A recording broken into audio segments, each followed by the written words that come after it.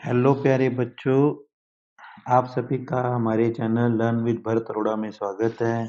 तो प्यारे बच्चों, इस वीडियो में हम आपकी क्लास 12th की जो जनरल हिंदी है उसका पहला बुक है आरोह। आरोह बुक के पहले पाठ हरिवंश राय बच्चन जी के आज हम अति लघुत्रात्मक, लघुत्रात्मक और वर्णनात्मक प्रश्न करेंगे।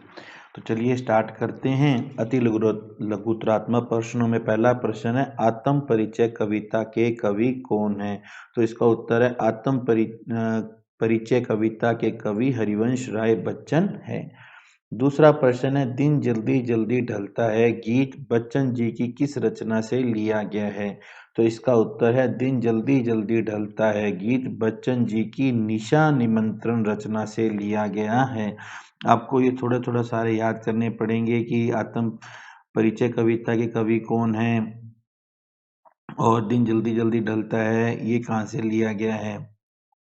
नेक्स्ट है हमारा, दिन का पंथी पंक्ति में कौन सा अलंकार है? तो दिन का पंथी पंक्ति में उपमा अलंकार है। कौन सा अलंकार है? उपमा अलंकार है।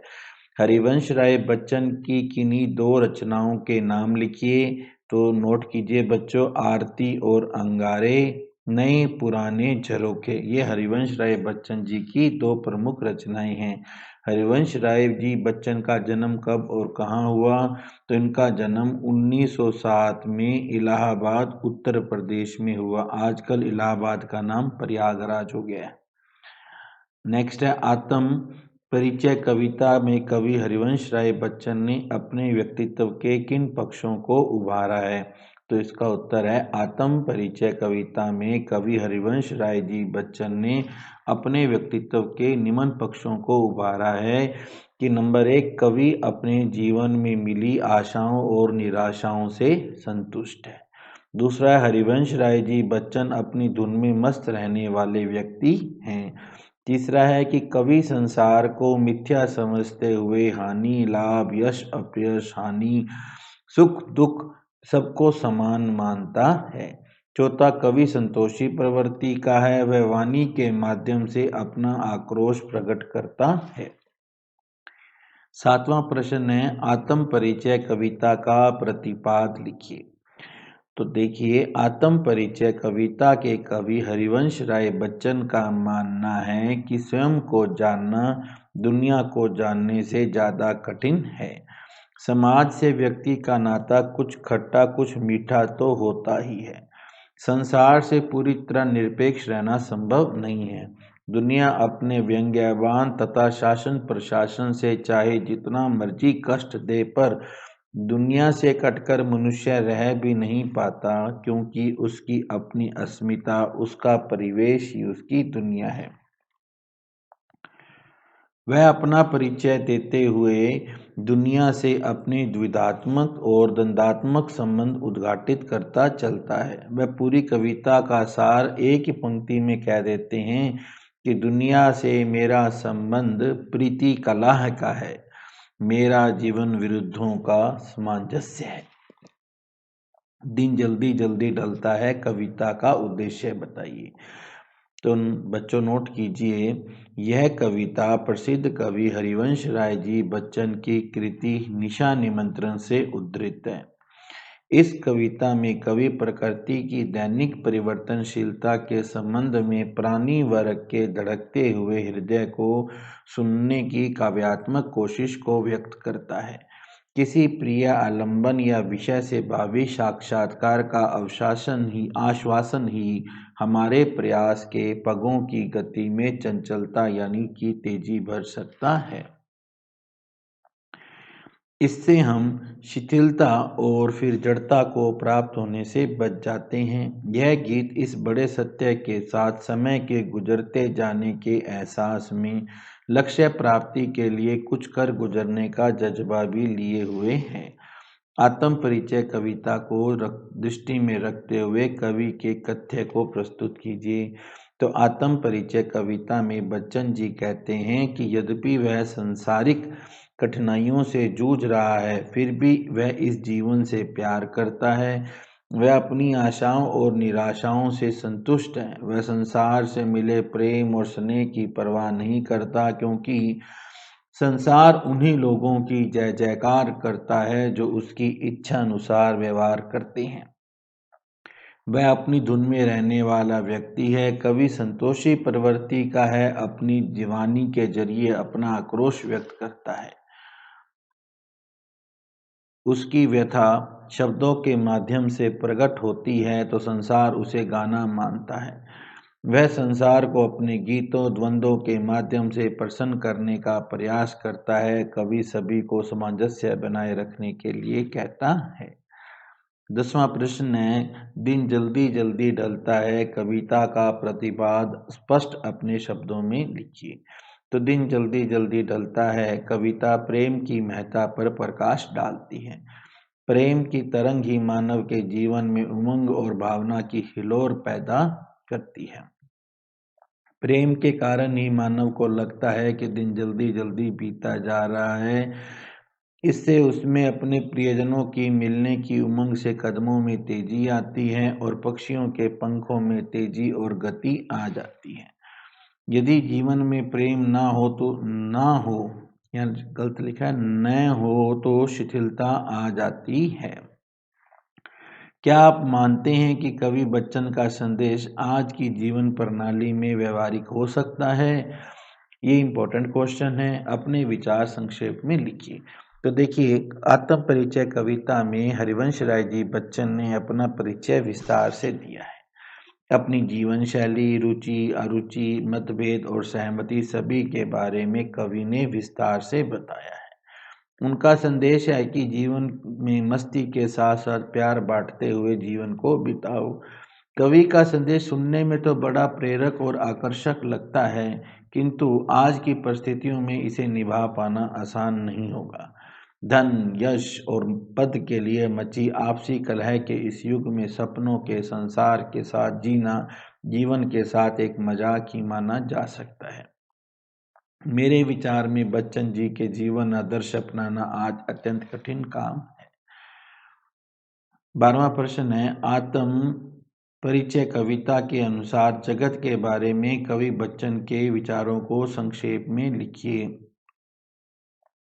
तो देखिए, जग जीवन के प्रति कवि बच्चन के विचार में कई अंत दिखाई देते हैं। वह आरंभ में कहते हैं कि मैं जग जीवन के लिए फिरता हूँ, फिर भी जीवन में प्यार लिए फिरता हूँ। यहाँ कवि संसार का भार उठाकर भी प्यार निभाने का संकल्प व्यक्त करता है, किंतु अगले ही क्षण में वह कह उठता है कि मैं कभी ना जग का ध्यान करता हूँ। अब यहाँ पर मैं कभी न जग का ध्यान करता हूँ में जग से कवि का आश्रय जगत के स्वार्थी और मन सुहानी बातें सुनने के आदि लोगों से है। यह लोग उन्हीं को पूछते हैं, सम्मान देते हैं जो उनके मन को पसंद आने वाली बात कहें। स्वाभिमानी कवि बच्चन को भला ये कैसे स्वीकार हो सकता था? कवि के जगत से कई मतभेद भी हैं। वह संसार को अपूर्ण मानता है। दान पुण्यों के सारे भवजल पार करने वालों की इच्छा रखने वाला, बुद्धिमानी के अहंकार के साथ सत्य की खोज न करने वाला जगत उन्हें मूर्ख प्रतीत होता है। वे जगत से अपेक्षा रखते हैं कि वह उनको एक कवि के रूप में नहीं बल्कि एक दीवाने के रूप में अपनाए। अंत में वह जगत को मस्ती और मुक्त प्रेम का संदेश भी देते हैं। जगत के प्रति बच्चन जी के जीवन का यही सार है। 13वां प्रश्न है, आत्म परिचय कविता के भाव पक्ष की विशेषताओं पर प्रकाश डालिए। आत्म परिचय कवि बच्चन की एक भावुकता से भरी हुई रचना है। कवि ने इस कविता के माध्यम से अपनी भावनाओं, विचारों और जीवन दर्शन को व्यक्त किया है। कविता के आरंभ में ही कवि जीवन के कर्तव्यों के प्रति अपनी संवेदनशीलता और लोगों के प्रति स्नेह के वितरण में कवि आलोचकों की चिंता नहीं करते हैं। कवि समाज की उस प्रवृत्ति के प्रति खेद व्यक्त करते हैं कि जो केवल मन सुहाती बातें करने वाले लोगों को महत्व देती है। कवि को यह संसार अपूर्ण प्रतीत होता है, इसलिए वह अपने सपनों के संसार में ही खोए रहते हैं। बच्चन जी का जीवन दर्शन गीता से प्रभावित दिखता है। वह जीवन के सुख दुख समान भाव से सहन करते हैं। बच्चन जी के हृदय में किसी की याद खसकती रहती है। वह एक विरोधाभासी जीवन जीने के लिए विवश हैं, उनको ऊपर से हंसना और भीतर से रोना पड़ता है। कवि का स्पष्ट मत है कि ज्ञान और बुद्धिमत्ता के अहंकार को त्यागे बिना सत्य का साक्षात्कार नहीं हो सकता है। कवि की शीतल वाणी में भी आग छिपी रहती है। वे अपने जीवन से संतुष्ट हैं, उसे भूपतियों के राजमहल नहीं चाहिए। कवि अपनी पहचान एक कवि के रूप में नहीं बल्कि एक नए दीवाने के रूप में चाहता है। अंत में कवि मस्ती के साथ जीवन बिताने का संदेश देते हुए अपनी भावनाओं के प्रवाह को विराम देता है। शिल्प या कला पक्ष की दृष्टि से आत्म परिचय पर टिप्पणी लिखी। आत्म परिचय यद्यपि एक भाव प्रधान रचना है, पर फिर भी कवि ने सहज भाव से कविता को सजाने में रुचि ली है। कविता की भाषा परिमार्जित, प्रवाहपूर्ण, भावानुकूल तथा लक्षण शक्ति से संपन्न है। पूरी कविता में कवि ने अपना परिचय भावात्मक शैली में दिया है। कविता आत्म प्रकाशन शैली का सुंदर नमूना है। कर दिया फिरता हूँ, इन पंक्तियों में लक्षणा का सौंदर्य मन की गहराई इसको छूता है। स्नेह सुरा, स्वप्नों का संसार, भवसागर में रूपक अलंकार है। और में यमक, स्नेह सुरा, मनमोजों, क्यों कवि आदि में अनुप्रास अलंकार है। ये सभी अलंकार सहज भाव से आए हैं। कवि की सबसे आकर्षक विशेषता उनकी विरोधाभासी उक्तियां हैं।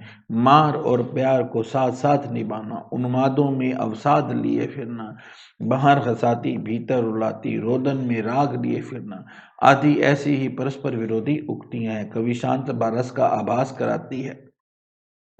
ये कविता में शांत रस भी है और छंद भावनाओं के प्रवाह के अनुकूल है। इसमें इस प्रकार आत्म परिचय कला की दृष्टि से भी एक सुंदर रचना है। हरिवंश राय जी बच्चन का कवि परिचय लिखिए। हालावाद के प्रवर्तक, ये भी क्वेश्चन आ जाता है कि हालावाद के प्रवर्तक किसे मानते हैं। कवि मंच से श्रोताओं को मधुशाला का मधुर प्याला पिलाने वाले कवि हरिवंश राय जी बच्चन का जन्म सन 1907 में हुआ था। अमिताभ बच्चन के पिताजी हैं। उनकी रचना मधुशाला की काव्य मंचों पर धूम मच गई। प्रतिभाशाली कवि होते हुए उनकी कविताएं आरंभ में इश्क, प्यार, पीड़ा और मय खाने तक सीमित रही। बाद में उनमें गंभीरता और प्रौढ़ चिंतन को भी स्थान मिला। इनकी प्रमुख रचनाएं हैं मधुशाला, मधुबाला, मधुकलश, निशा निमंत्रण, एकांत संगीत, मिलन यामिनी, सतरंगनी, आरती और अंगारे हैं। 4 खंडों में बच्चन जी की आत्मकथा और कुछ अनुदित पुस्तकें भी हैं। सन 2003 में बच्चन जी का देहावसान हो गया, उनकी डेथ हो गई। तो इस तरह से प्यारे बच्चों, आज हमने लगभग 12 मिनट में ये पूरा पाठ कंप्लीट किया है। अगर आप इस वीडियो को 1 या 2 बार देख लेते हैं तो कन्फर्म है कि आपको इस चैप्टर में जो भी क्वेश्चन आएंगे वो आप अपनी इच्छा से पूरे कर पाएंगे। अंत में आप सभी को आपके बोर्ड एग्जाम के लिए शुभकामनाएं। आपका दिन शुभ हो। अगर वीडियो अच्छा लगा हो और आप अगला वीडियो देखना चाहते हो तो चैनल को सब्सक्राइब कीजिए। वीडियो को अपने फ्रेंड्स के साथ लाइक और शेयर कीजिए ताकि उनका भी कुछ भला हो जाए। Thank you. Have a good day.